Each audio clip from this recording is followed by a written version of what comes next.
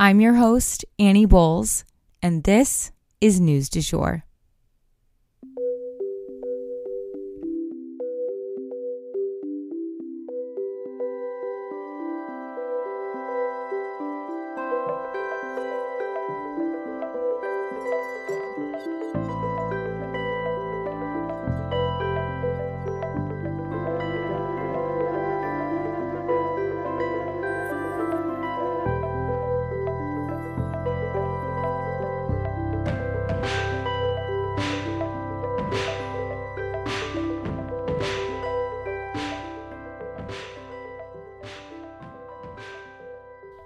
Hey everyone, and welcome back to the News du Jour, a calmer space to consume the news.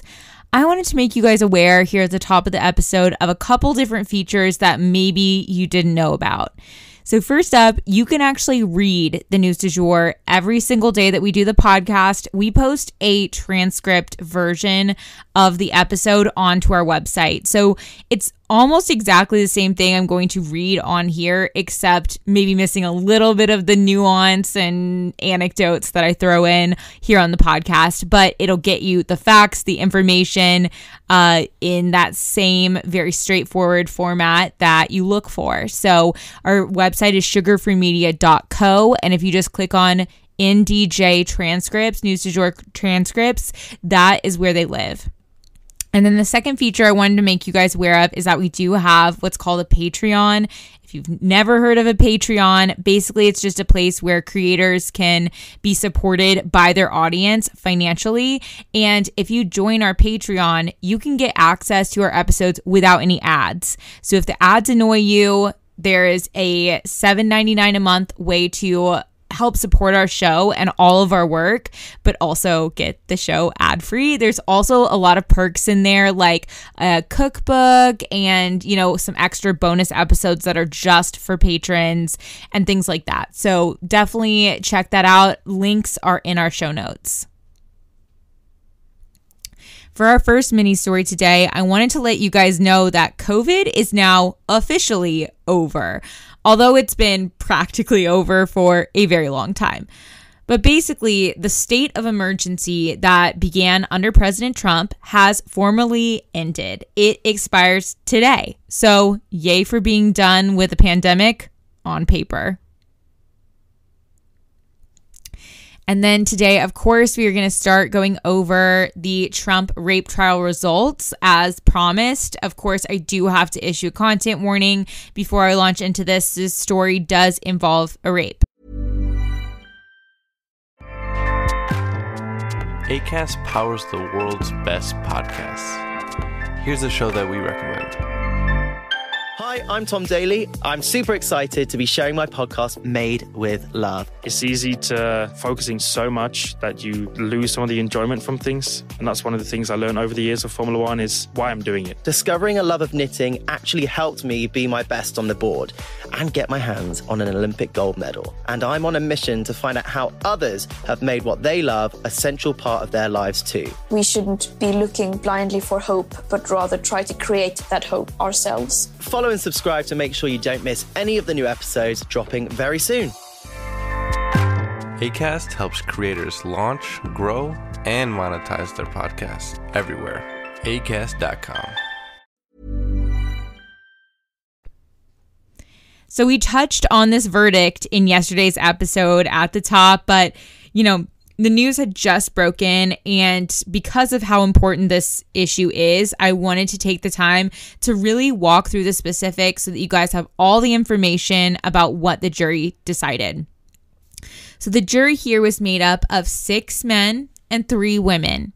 They only took 3 hours to come to a decision on this case, which is super fast. So they pretty much knew what they were going to decide, most likely going into that room, and were likely all on the same page because sometimes the paperwork alone can take hours. So this was a very fast turnaround.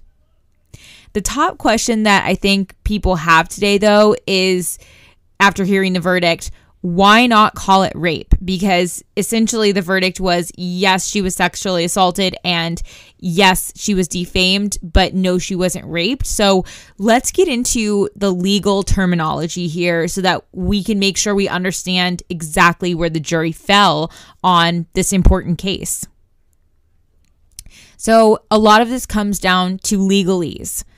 New York law gives jurors 3 different forms of quote unquote battery to consider. So there is forcible touching, which is the least offensive. There is sexual assault, which is the next level up. And then there's rape, which is obviously penetration. So the burden of proof comes down to whether it was more likely than not that this occurred. In rape, sorry to get graphic here, but it was they have to prove that it is more likely than not that Donald Trump's penis penetrated E. Jean Carroll's vagina by force. Sorry to get graphic, but that is the burden of proof in a rape case. In the case of sexual assault, they would have to believe that it is more likely than not that Trump touched E. Jean Carroll sexually by force.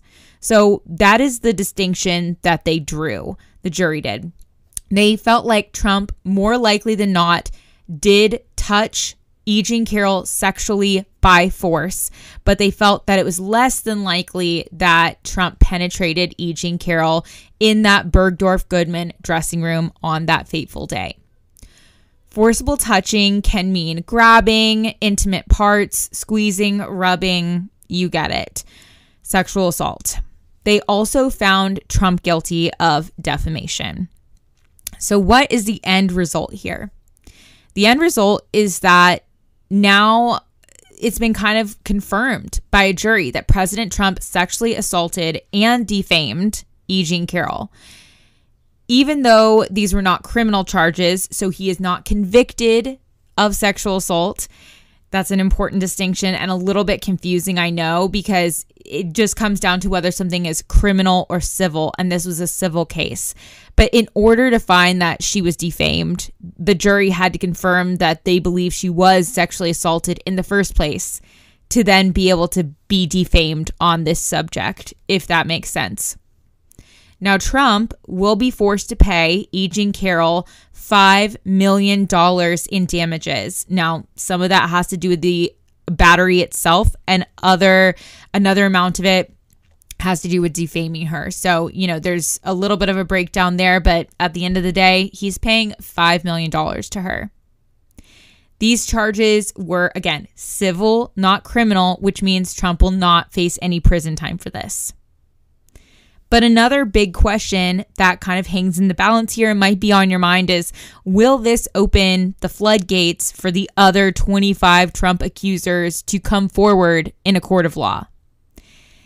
Because we have talked about these other women claiming for years that President Trump assaulted them, that might be something that's on your mind. But these other women most likely will not be able to bring charges. You see, E. Jean Carroll used a loophole of sorts to get these charges filed. In light of the Me Too movement, New York State opened up a chance for adult sexual assault cases that were past the statute of limitations to file. And it was like a year, I believe, that this was open. It was called the Adult Survivors Act. So it was an opportunity for people who hadn't filed within that statute of limitations to then file. So E. Jean Carroll took that opportunity to file these charges against Trump. And unfortunately, that window is now closed. But other states may have different laws. So maybe these other women will bring different types of charges or charge them in different state. Who knows? We'll have to wait and see based on the specifics of each case. But if any other sexual assault charges are filed against President Trump, we will definitely let you guys know and keep you posted on those proceedings. Trump's attorneys say that he plans to appeal this verdict. So that's all you need to know about this case. If you guys have any questions, be sure to hit us up on social media, or you can always shoot me an email. My email is linked in our show notes. And next up, we have kind of a theme today of, legal cases having to do with prominent Republicans. So the mysterious Mr. Santos. We have covered this George Santos situation a lot in the past. And man, I kept thinking if there's not any charges they can bring against him, I would be shocked. Because what he did was pretty unbelievable. And there was a lot going on. So now he has been charged with wide-ranging federal crimes. So let's get into the details here. The exact charges brought against him are 7 counts of wire fraud, 3 counts of money laundering, 1 count of theft of public funds, 2 counts of falsifying federal disclosure forms. George Santos surrendered to a court in Long Island yesterday morning. And there may be more to come in terms of charges, with allegations of sexual misconduct flying around him and questions about the finances of a charity that he claimed to run. He has ended up making a huge splash in the media, obviously, because there's always something new to report on about him, whether it's denying that he was a drag queen once or, all these different things. They're very wide ranging. But it's important to note that he has denied all wrongdoing and pled not guilty to all of the charges brought against him in this hearing. He was granted bail for $500,000, and that had to be certified by 3 different people, but then he was released. Neither he nor his lawyers have made any sort of a statement on the subject, but it remains to be seen whether this will affect his position in Congress.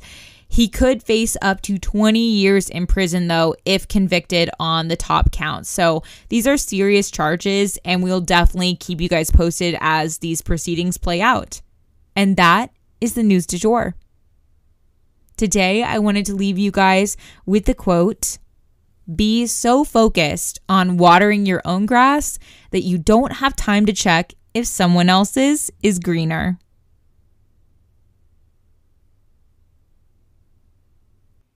If you enjoyed this episode, please subscribe on whatever podcast platform you use to listen.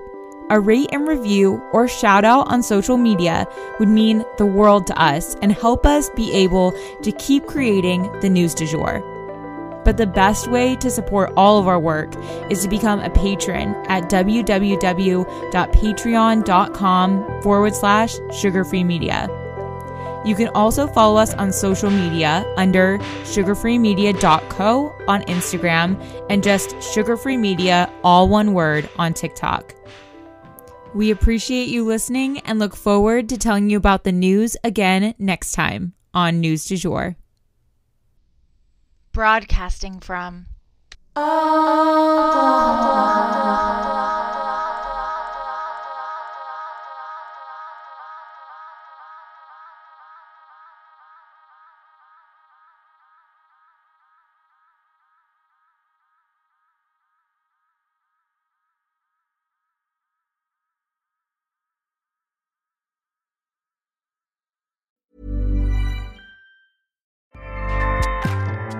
Acast powers the world's best podcasts. Here's a show that we recommend. I'm Lara Marie Shanehalls. And I'm Carrie O'Donnell. And together, we are the hosts of Sexy Unique Podcast, a podcast for geniuses about reality TV, pop culture, and every once in a while, a tangent about 9/11. I mean, it really affected all of us. On Sexy Unique Podcast, we insist on discussing the creme de la creme of reality television. From the current season of Vanderpump Rules to tried and true classics like early seasons of Real Housewives of New Jersey, to underrated gems like VH1's Rock of Love, and even Gallery Girls, we're talking about all of it. So what are you waiting for? Listen to Sexy Unique Podcast now on iTunes, Spotify, and wherever podcasts matter. Acast helps creators launch, grow, and monetize their podcasts everywhere. Acast.com.